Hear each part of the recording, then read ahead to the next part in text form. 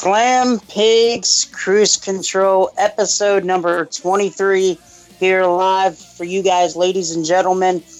Travis is dealing with some sick kids. It's fine, but that's fine. That's fine. Colin is also sick, got a sore throat. We all know that. We already know the reason for that. But I'm here. I'm hosting Slam Pigs for the very first time. I'm hopefully making Travis and Michael proud at the end of the day. And let's get started with this because I have my guest, I guess I can say my co-host for tonight, Bronsontron. Welcome, sir. How are you today, and where can they check you out at? Good, man. Very good. At Bronsontron. That's simple. Simple, easy, and let's get this show on the road, huh? Well, I guess let's start off with the poll that I had up last week on Twitter. The question for you guys, ladies and gentlemen, was, is it Cedric Alexander's time? The options were yes, no, maybe, or Drew Gulak. And the funniest thing is yes got 33%, no got 7%, maybe got 13%, and an astounding 47%. Drew Gulak actually won the poll for that week. What do you think, Bronson? Do you think it's Cedric Alexander's time, or do you agree with everyone else on Twitter with Drew Gulak? I would have went with Gulak, but Cedric is so talented that he deserves it as well. So, yeah, I would have rather gone with Gulak, but he's also talented, so I don't have a problem with Cedric getting the spot. I agree with you 110%. Drew Gulak is like one of those guys that he doesn't need to do the high-flying maneuvers to set an example in the cruiserweight division. But at the same time, what I have to say is we've had two heel cruiserweight champions in the WWE, and the cruiserweight division, I think, needs that face run for the champion right now. Alexander needs to be given an opportunity to take that champion and run with it. And the only way you can see if he can do that and if he has the talent to do that and do what Neville did for so long and what I guess Enzo Amore has done recently is just give it to him and see what he can do. I mean, the only thing that you have to question, though, Bronson, I hope you agree with me, is there is a problem. His promo is the only thing that kind of haunts him at the end of the day. Do you agree with me on that one? Yeah, well, also he's not the most charismatic guy, but that you could look that over just because he's so damn good in the ring. So, but yeah, definitely. Well, like you said, he's so damn good in the ring. He's got the ability, he's got the athleticism.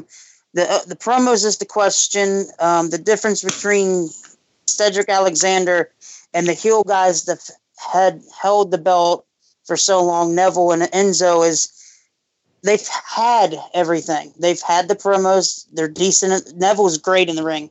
He's one of the best of all time, in my opinion. Enzo is decent in the ring, but in my opinion, he's surpasses a lot of people in that promo category. Wait. You actually said Enzo is decent in the ring. Do you really mean that? He's not terrible, but he's also not, where you can say, hey, all right, oh my goodness, this dude, Here's a question for you then, Logan. Who, in your opinion, is the worst wrestler right now in the WWE, whether it's NXT or WWE? Would Enzo not be on top of that list? Oh, he would definitely be in the top 5. If it wasn't for Enzo Amore's promo skills, I think Enzo Amore would be in that list of release. In my opinion, honestly, James Ellsworth is better in the ring than Enzo Amore. Yeah, and they released and we barely saw him wrestle, so yeah. Yep, and he wasn't bad on the mic either. And little do people know, where I live, he actually owns a wrestling company, a wrestling promotion in the independent scene around me and near Baltimore and Maryland. And I've seen him wrestle. I've seen him actually wrestle Matt Hardy. and that was actually a Christmas present a couple years ago, was to go see Matt Hardy wrestle, and that was my very first show, and I got to see James Ellsworth as Pretty Jimmy Dream back in the day. See, look, some history that some people may not know. So, isn't that... Yeah, that's pretty impressive. I'm pretty sure a lot of people don't know that. Like when they got to see him, like, hey, who's this guy? Some jobber, but look at that. Yeah. That's pretty cool, man.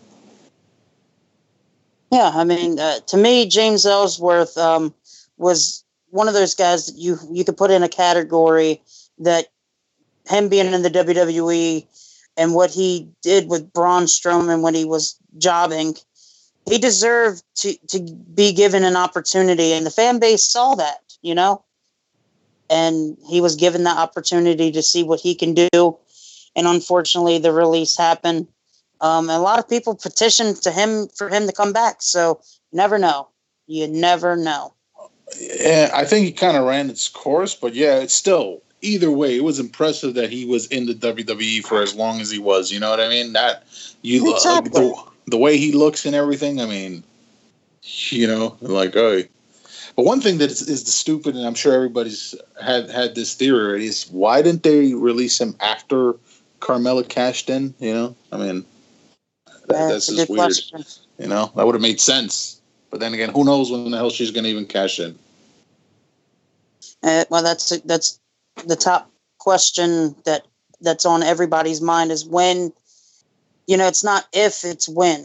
And for James Ellsworth, though, he was given a chance, with just one little promo, and it got everybody's attention, and WWE saw that, and they brought him in, and you can't really, WWE sees what fans say on social media. You can't say that the WWE doesn't see what we're saying. So, yeah, that's true. And hey, he's the first ever women's Money in the Bank winner.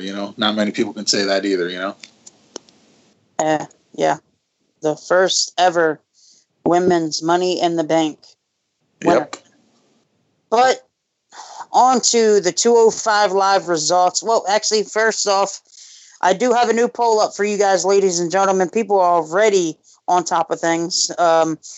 The new question that's going out on the poll on Twitter is, who is the most underrated talent in the Cruiserweight division?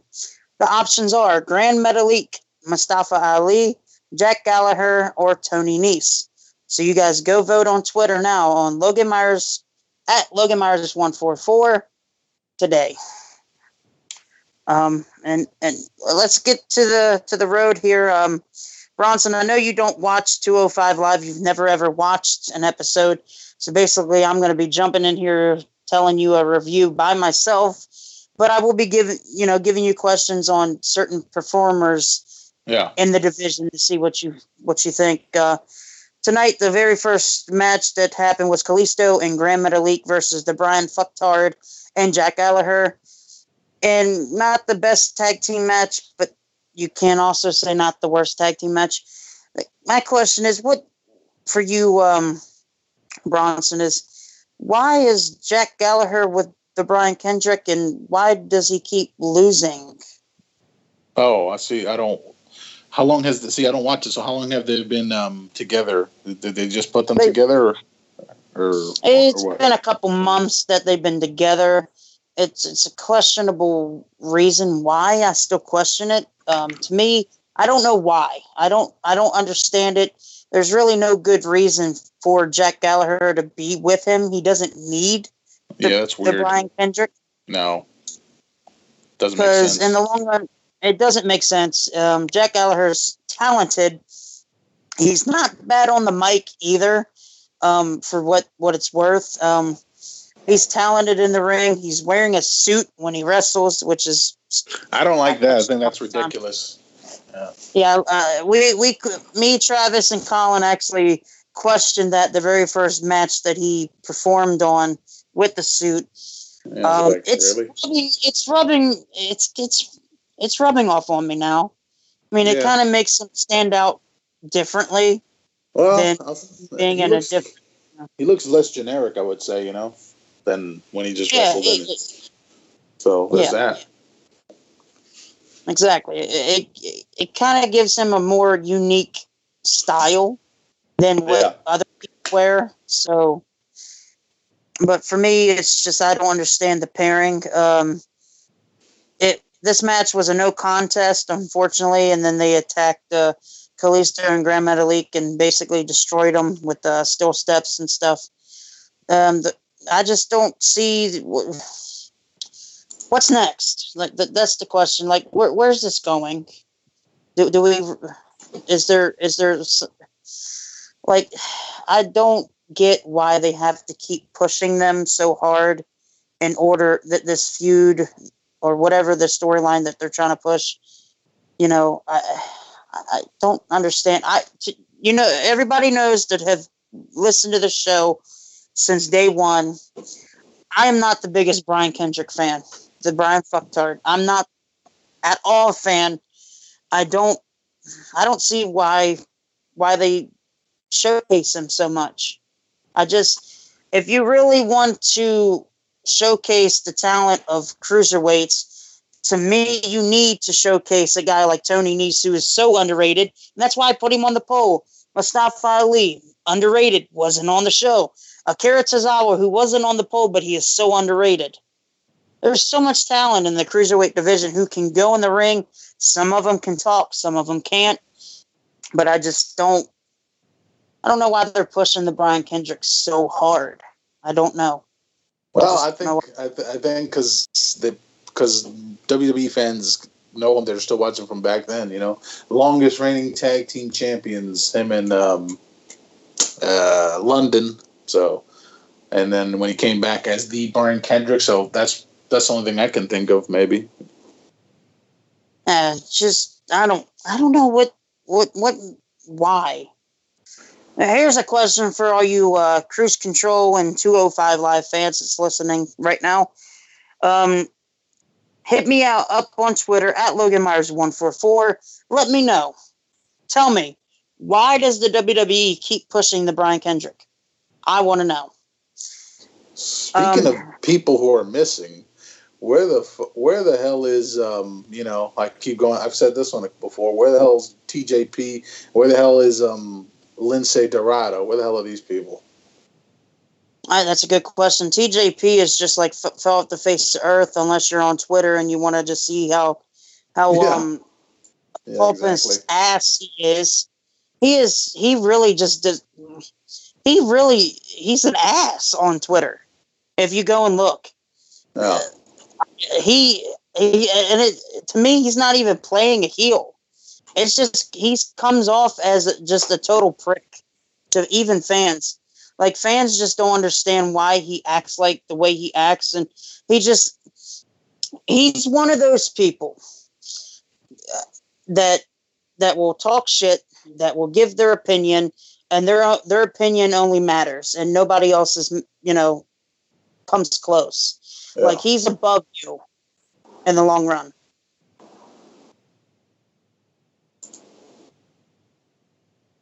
So, in my opinion, I don't know. I don't know why TJP's like that. But you said somebody else. Who did you say, Bronson? Lince Dorado.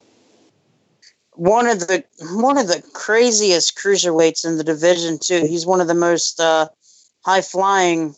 He's kind of like what happened with Grand Metalik a couple months ago. Grand Metalik was not showcased on 205 Live. He wasn't showcased on Raw for so long. He wasn't showcased at all. Me and Travis wondered, why isn't he on the show? Where is he? What's going on? Same question is being asked now for Dorado. So that I want to know. Fans want to know. Never know. Wonder. Is it injury? Is it just maybe they don't have anything for him, right? That defeats the purpose of 205 Live, but maybe. But I was going to say, is anybody else missing who hasn't been seen in months? Or is it just those two? There's TJP. There's Dorado. I think that's That's about. Kara Tozawa hasn't been on in a couple weeks or a month, a little over a month, I would say. Well, that's a long time not being seen on TV in over a month. I would say that's a pretty long time. That's crazy. And it's crazy that Akira Tozawa hasn't been shown on television, and he was just a former cruiserweight champion. And he was down with Titus O'Neil's shitty, whatever his shitty management company's called.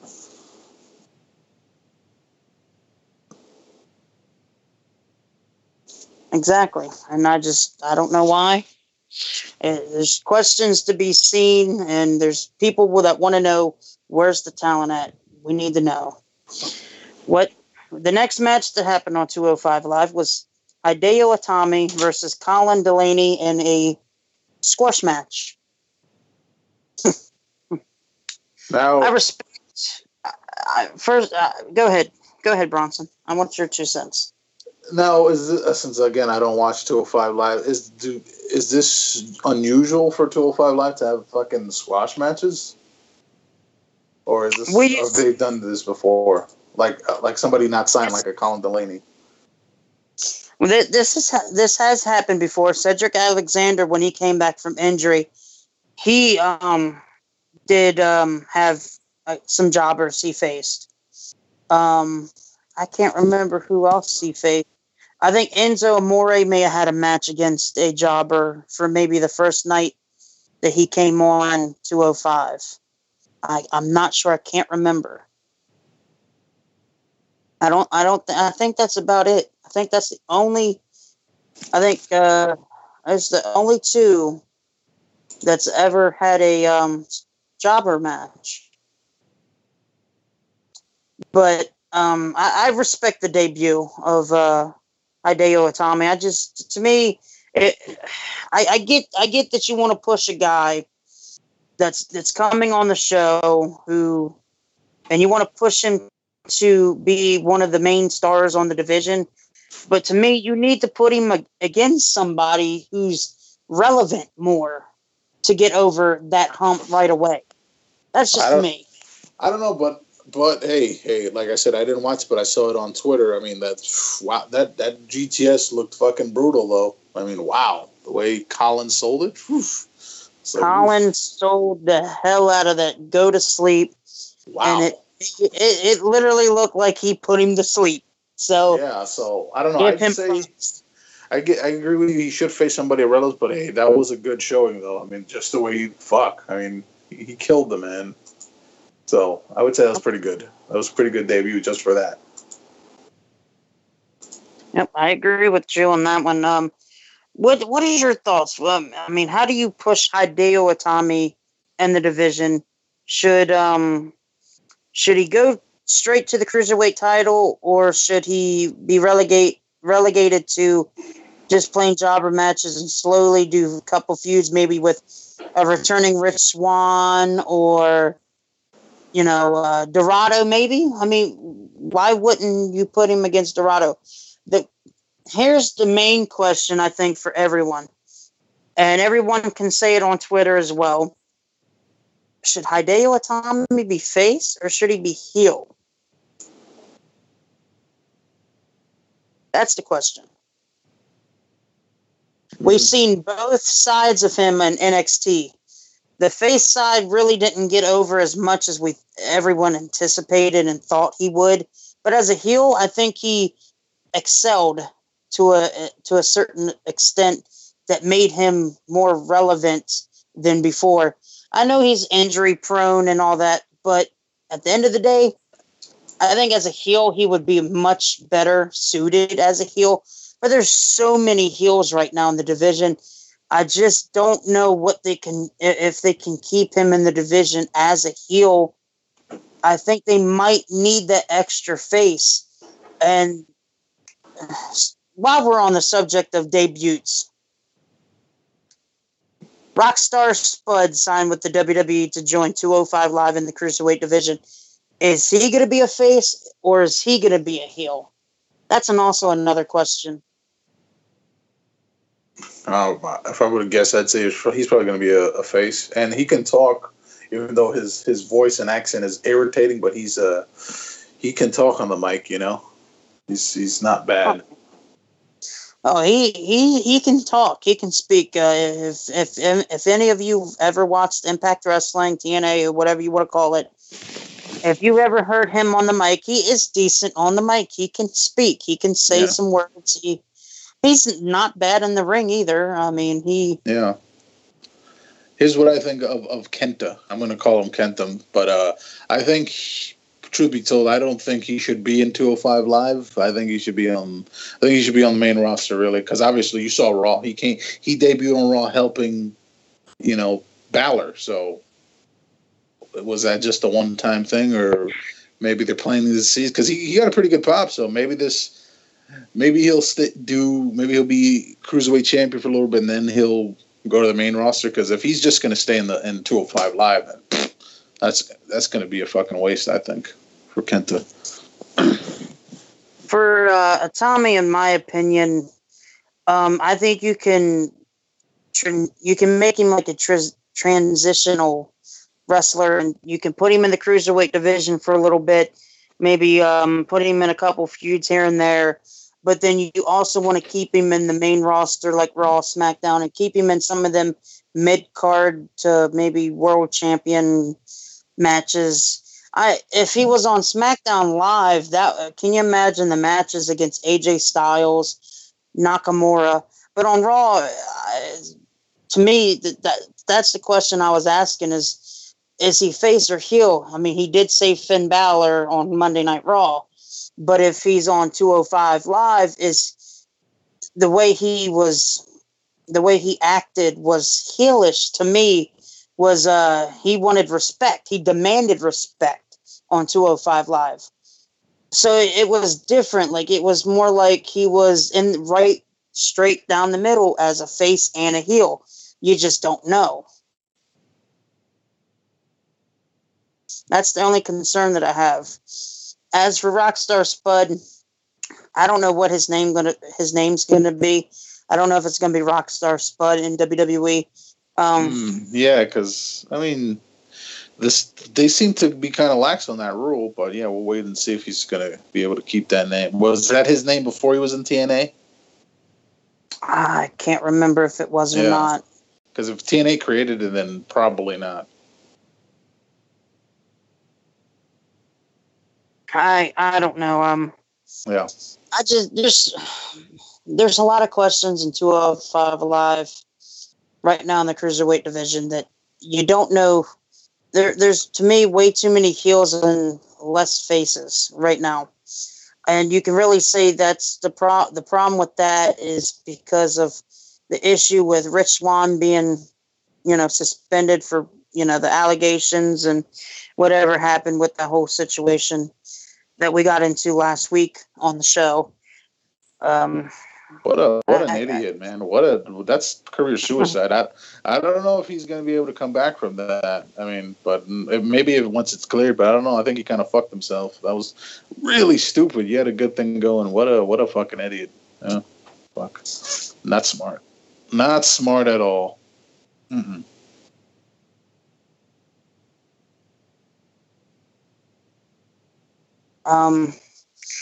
Yeah, it's career suicide for Rich Swann. Rich Swann just may have made a mistake. Everyone makes mistakes at the end of the day. However, it's whatever the backstage officials and the WWE and Vince McMahon decide, whether or not, that was career threatening.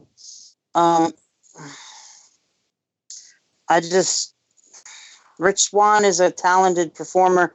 He's okay on the mic as well. There's some cringy moments with him on the mic, but like I said, there's so many heels and less faces that we just don't know what the future holds for 205 Live in that aspect of the show. As for what's next for 205 Live and all that for the show that we had tonight was they had an interview with Enzo Amore that was cut off by Cedric Alexander with which actually Cedric Alexander actually had his best promo to date against Enzo Amore. That's what I like to see out of Cedric Alexander is him showcasing that he can do it. Not that, he's worried about speaking or he's worried about what he's going to say next or worried about messing up. I think that's part of the reason why we have issues with some of the guys that haven't been in, that was coming from the independent scene. You don't know if they can cut the promo. But for Cedric Alexander, he did do a good promo. I wonder what he's doing differently. If he's going and talking to himself in the mirror or what, But he's coming off pretty decent now. The last 2 weeks, he's cut two decent promos. So if this keeps going, and like I said, for the Cruise Control poll of the week, if he can get the promos down, I think it's his time.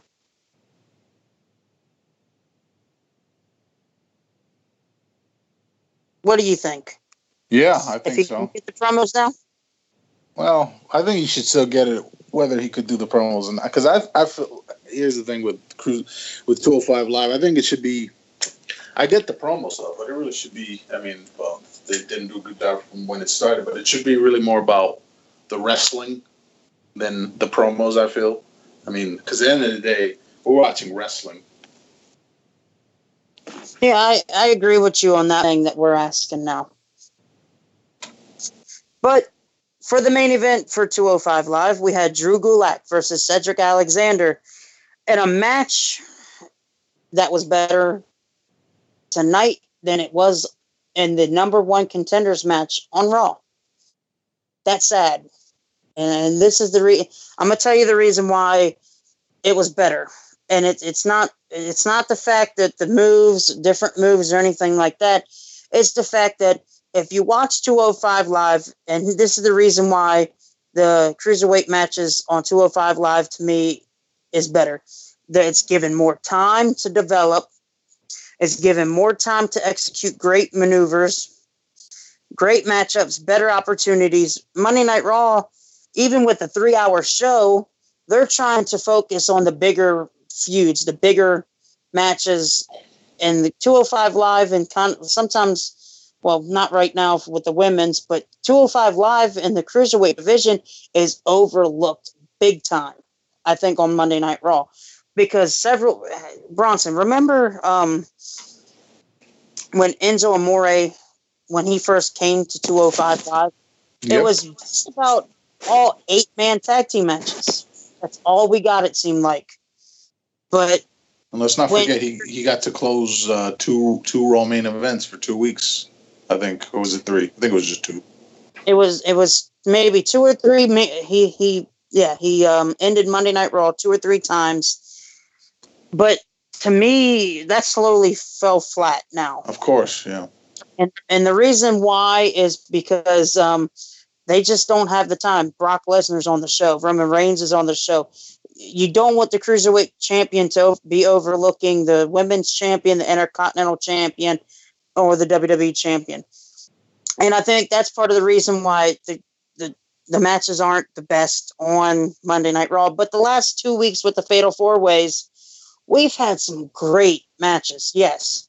But on 205 Live, you just get more personal level with the Cruiserweights. And that's why I enjoy watching 205 Live. That's why we continue to do this show, is because that right there, you have that opportunity to give them extra time, 20-minute matches, 25-minute matches, whatever.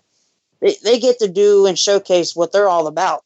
And it's not all about promos on 205. It's about what they can do inside the ring, like you said. But as for Cedric Alexander and as for Enzo Amore, when you're a champion, what's the main things you got to be able to do? You got to be able to get over with the crowd. You got to be able to look right in front of that camera and cut a promo. You're gonna have to be able to do a great match and execute it to 110% of your ability. And we know Cedric can do that in the ring. We know he can. He has all the abilities in the world. The promo is. I know I'm not sugarcoating this, ladies and gentlemen. I'm not. I'm going to keep saying it. The promo is the question that is going to be on everyone's mind until he can prove it. And the last 2 weeks he has. But in this match against Drew Gulak, like I said, it's the better than Monday Night Raw.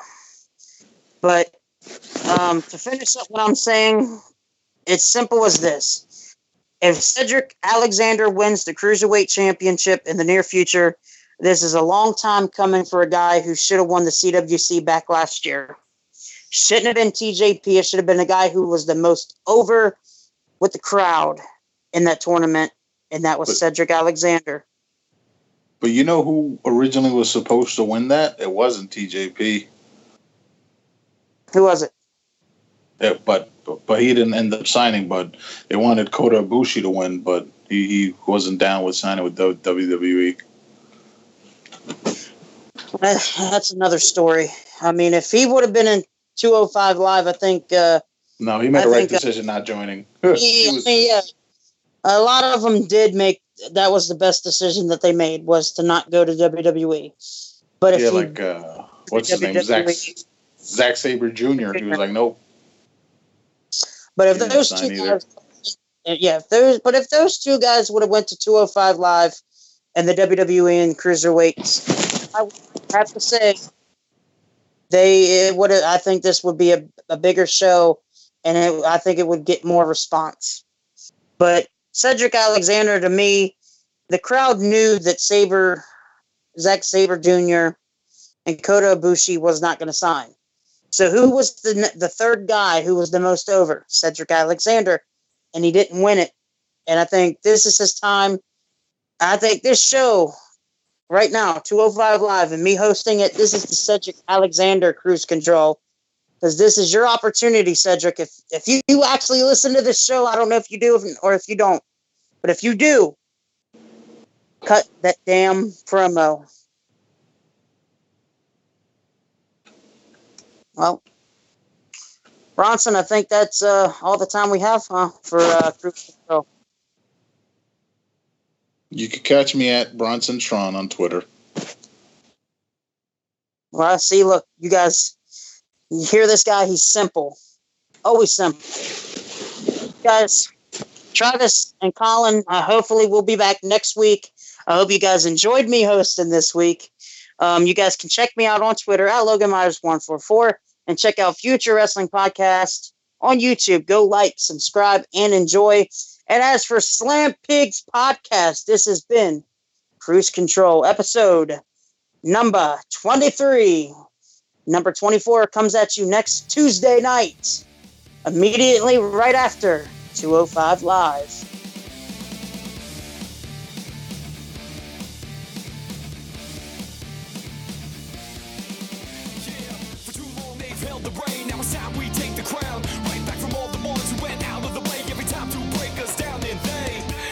Us to even come close to a chance in hell. But undoubtedly, I look around and see we grow stronger than they can tell. Cause I can turn and run, but there's more that I can do. Now this is war, now this is war. No, I won't stop now, I'm the fire breaking through. Now this is war, now this is war. Cause as long as we still got a reason to hold on, we won't stop believing. War, pain, trolls, bring the fight right back to you. Now this is war, now this is war.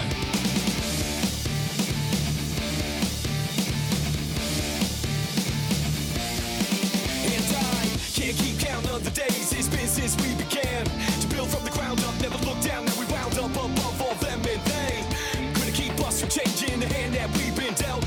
But undoubtedly, I look around and see we grow stronger than they can tell. Cause I can turn